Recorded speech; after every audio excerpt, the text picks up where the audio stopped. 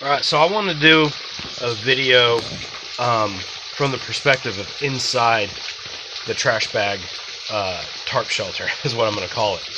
So I'm sitting in it. I have a fire outside, and it's not a big fire, but I can feel the heat. So if I had a bigger fire right there, I just want to show, this is from one corner. I'm completely covered this way. I'm completely covered this way, and up above, so I'm sitting in here. So if I were to build this up against something that I could lean against, you could just kind of sit here, be completely out of the weather.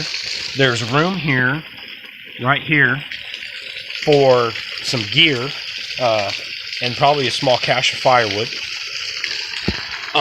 This really isn't that bad. If you were in dire straits and, just needed to get out of the weather, you could make a nice little three-sided shelter. That's my personal favorite. I'm a big fan of the plow points because you get a little bit more space for your, whoops, sorry, you're in the smoke.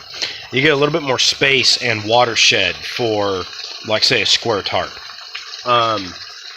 This isn't really bad at all, and if I wanted to, I could,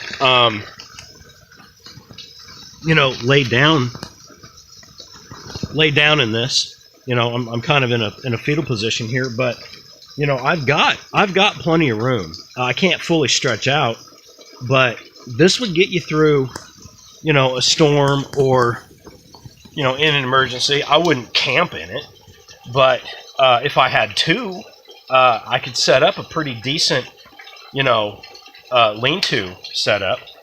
But this and say a Marlar blanket alone would do you pretty good.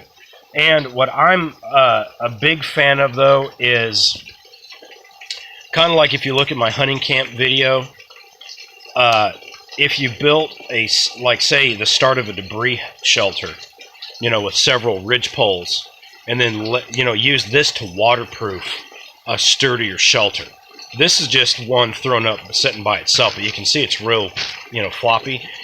And you can put this up and just I think I set this whole thing up in less than 5 minutes, and that included putting the tape on the string on the corners. So that would just if it started to rain in a real storm, like if you knew something was coming on the horizon and you had to whip something up, you could knock something like this up, cut yourself some saplings, and get yourself a more secure, wind, something that could take some wind and some beating, and and reinforce the thing, and you could really do yourself, well in an emergency situation, or just an inconvenient situation. But that also comes to knowing how to build different shelters and kind of maybe making like a mix of a debris / drum lined or plastic lined shelter.